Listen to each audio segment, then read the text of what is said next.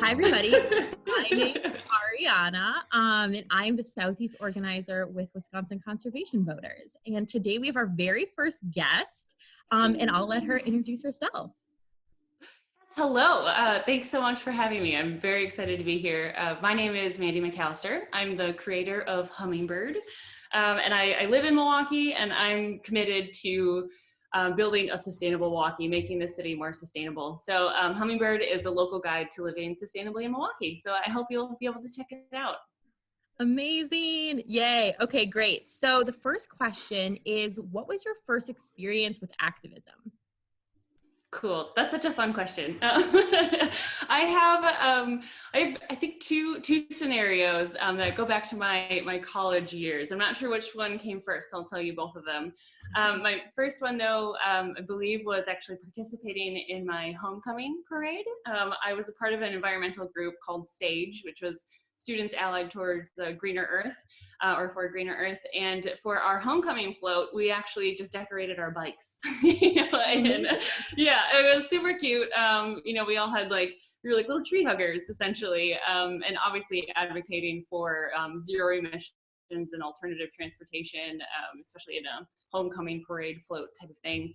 And then the other one, I actually, again, in college, I took an environmental problems class, which is like this big overall picture of environmental problems. But I learned a lot about the meat industry at the time. So I stopped eating meat at that point because of it. And it's led to so many conversations about how, where meat comes from, how it's produced, the rate at which we're eating.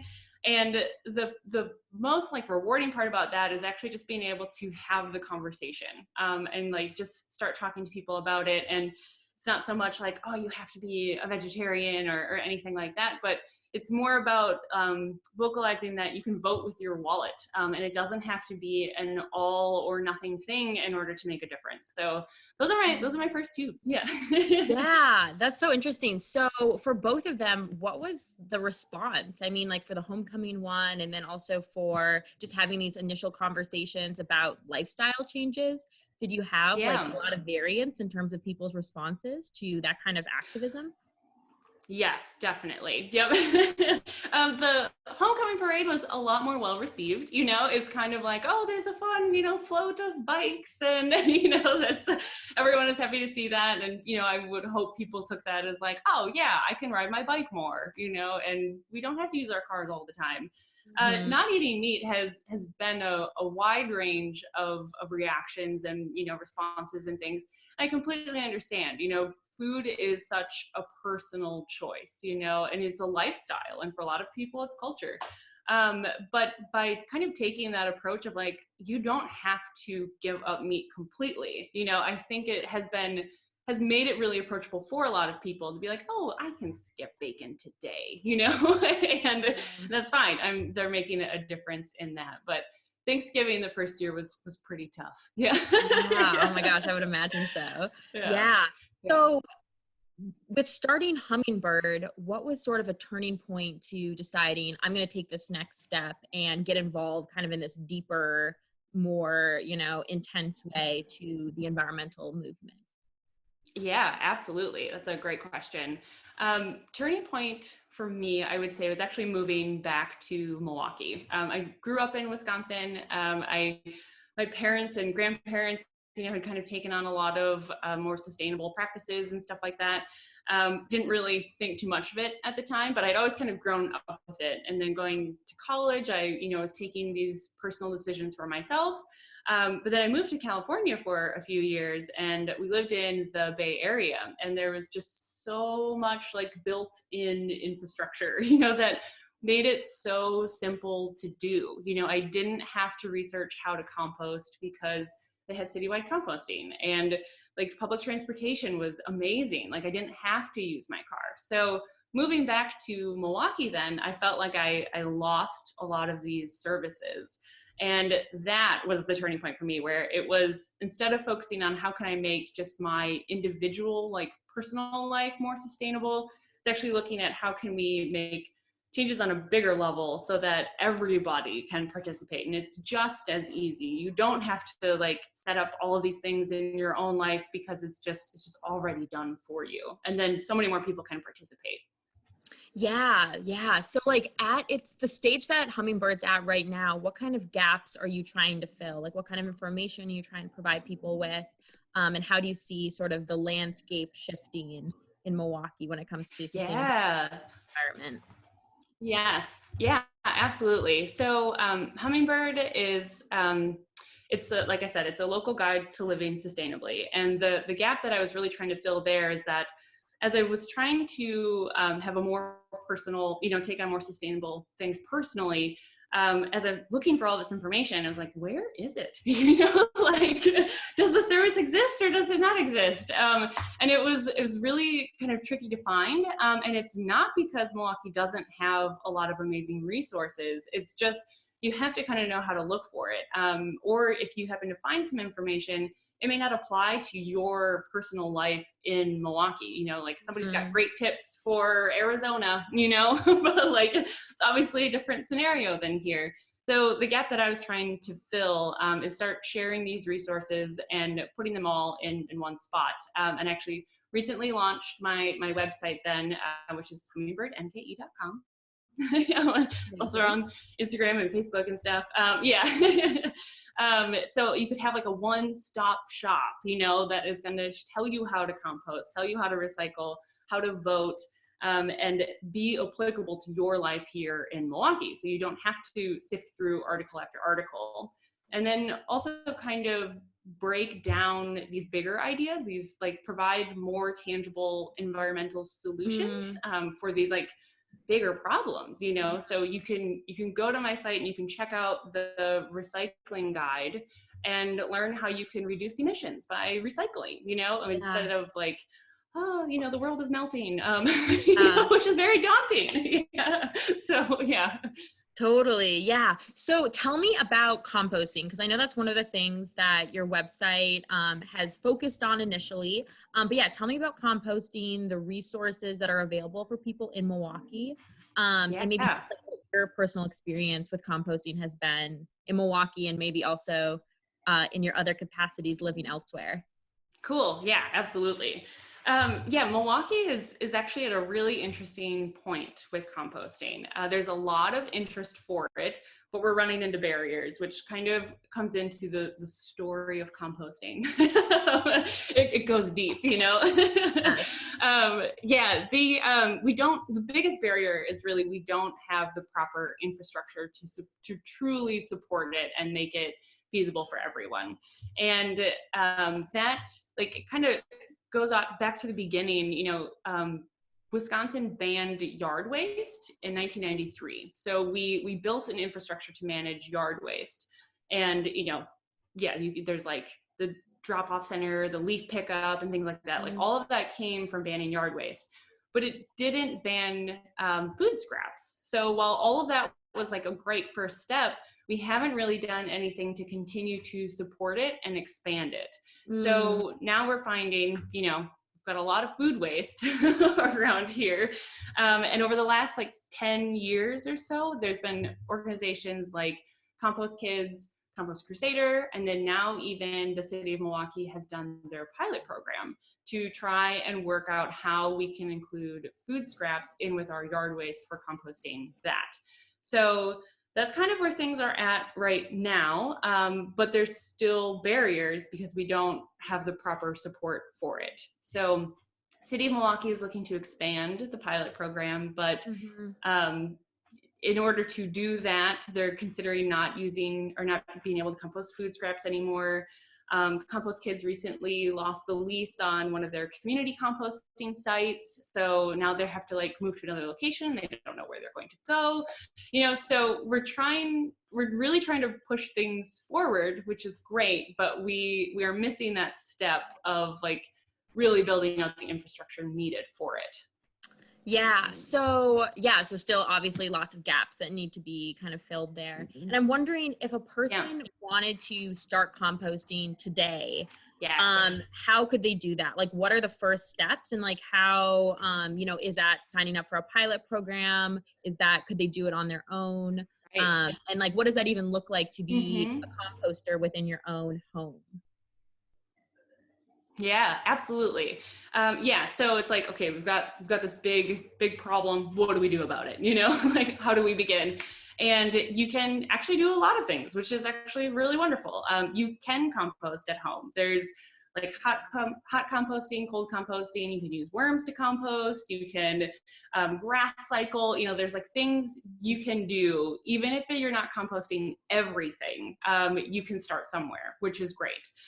You can also use a few drop-off services that we have around Milwaukee. Like I mentioned, Compost Kids does have the one drop-off site in River West now, but there are a couple other community gardens that open up their compost site.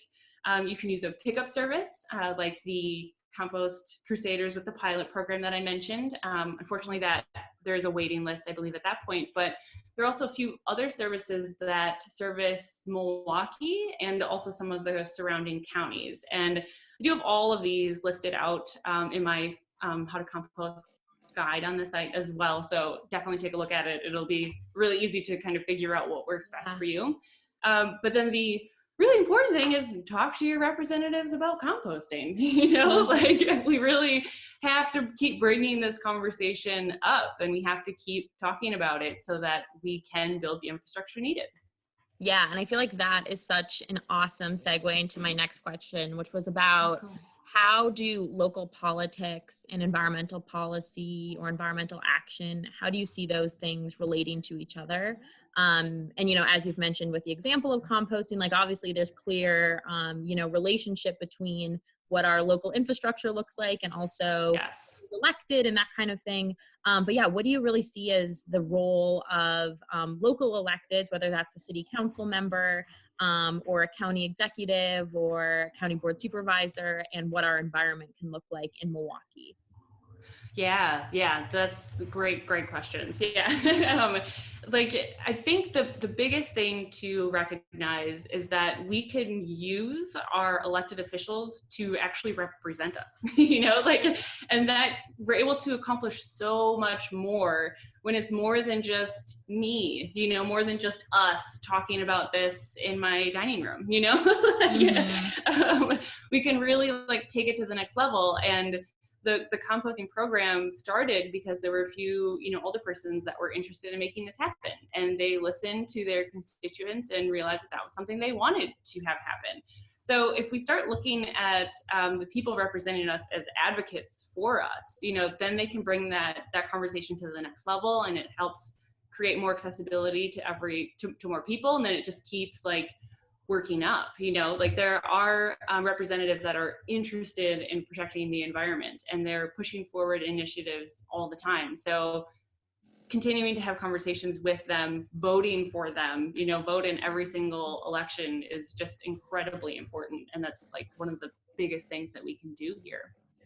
Yeah. So I think beyond like just voting, what have been the ways that you have sort of just educated yourself and found out the resources that you need to make sure that the people you're voting for kind of represent the values that you really want to see enacted in the community, especially those environmental values? And how are you getting those Yeah, resources? Are you reaching out to people totally.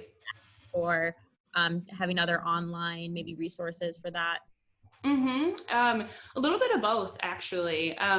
I ended up on the mailing list for the people who represent me. Go figure, where it's like I'm getting the mailing list for my state senator, and it's been a really wonderful way to actually open up that line of communication. So I definitely encourage anyone to find out who represents you and sign up for their mailing list. Find them on Facebook. I know a lot of representatives are actually, like, especially right now, reaching out to their constituents and just like checking in. And these people, I mean, my representatives in particular, I feel like they're in the position they're in because they want to help. They Mm-hmm. want to hear from you, So starting those conversations, I think, is really important, and finding out who actually represents you.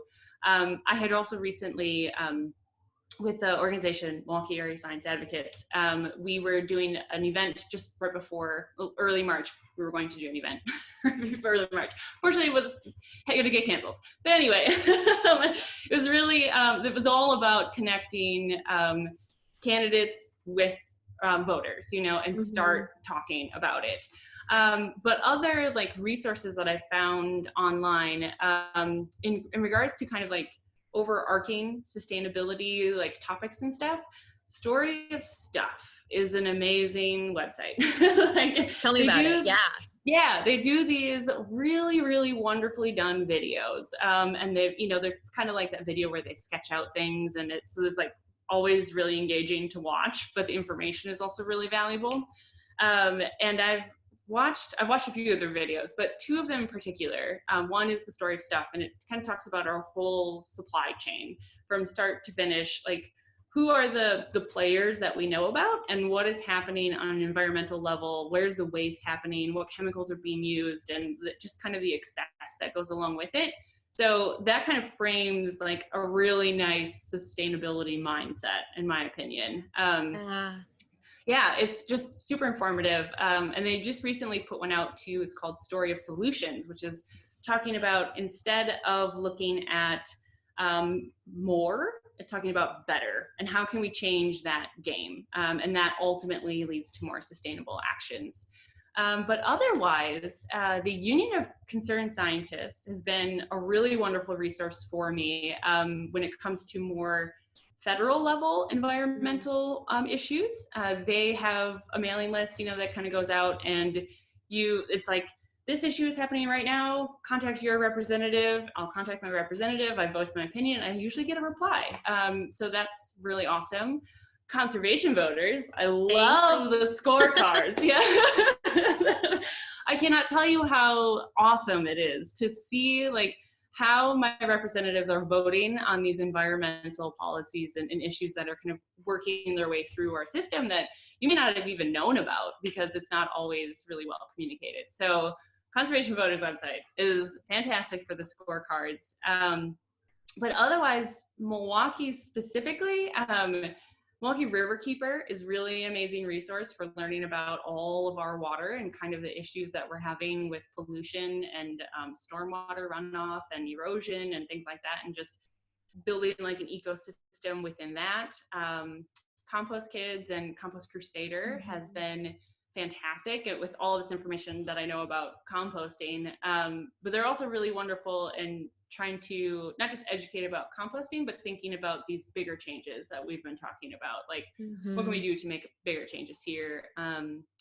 Milwaukee Metropolitan Sewer District and the Fresh Coast Guardians and like managing rainwater. Glass Pantry is actually an amazing resource for just reducing your waste on a personal level in your home. There's tons. There's really tons. Yeah. Yeah. Well, and they're all listed on my website too. Yeah. Yeah. Well, and I think that's what's so awesome is that you have a resource that you're curating that kind of can distill, you know, all of the many resources and make them available. Right. Because I think that's definitely, you know, when I think about the environment, especially when I think about climate change and that kind of thing, it can feel really overwhelming really quickly. Because there's so many issues. And I think that when you can ground them locally and say like, how is this impacting us right down our block, you know, right in our city, you know, with our neighbors, with our lake, you know, with our rivers, like then it becomes a lot more tangible for people.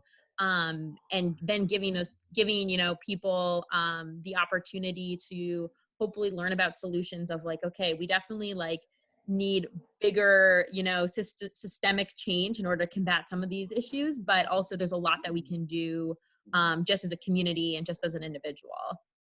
Yes, 100%. Yeah, and it really is going to take all of us working together to be able to really like have like systemic, or not systemic, systemic, I guess. Yeah. You know, these bigger changes, you know? Yeah. Yeah.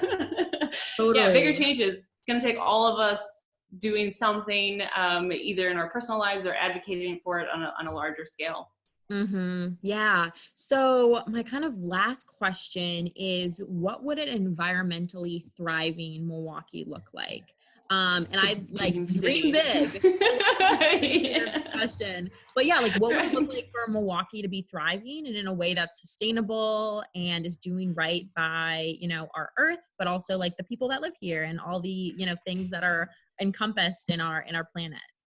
Totally. Yeah. Yeah. The dream city for real. Yeah. Yeah. Yes. I talk a lot about building a sustainable Milwaukee. That's kind of like the phrase I use a lot, to just be thinking in those sustainable terms. Because sustainability can mean, financially stable, emotionally stable, and environmentally sustainable, and all of those things play a really important role. So when I say that, I'm envisioning, making Milwaukee part of its natural ecosystem instead of fighting nature, So like, how can we manage water where it falls, and like, how can we support the life that does exist here, because we're all part of the same circle of life, like, if you want to get poetic about it, but like, we are. So I think, to start, like, we really need a Milwaukee that is informed, on like what the issue is, like what's the common goal, what are we trying to do. It's also one that everyone can participate in. It has to be accessible, in all kinds of ways. We need a government that is representing us accurately, and we all need to work together so that then we can, like, when we talk about something like, oh, we're going to make our streets complete streets, it's like, well, what is that? Like, Mhm. we should all have those, like, those keywords to recognize what that means. So complete street, for example, is kind of reworking a street so that it's more friendly to pedestrians, bike traveling, public transportation, walking, or I said pedestrians, but makes it more accessible. And also, it's actually a street that you want to walk in, because it looks beautiful. And in the dead of summer, there's shade because there's trees, like, all of those things. If you've ever walked to a bus stop, during the summer, it's like, if there's no shade tree, it's really not enjoyable. If it's all, an urban concrete landscape, it's not enjoyable, So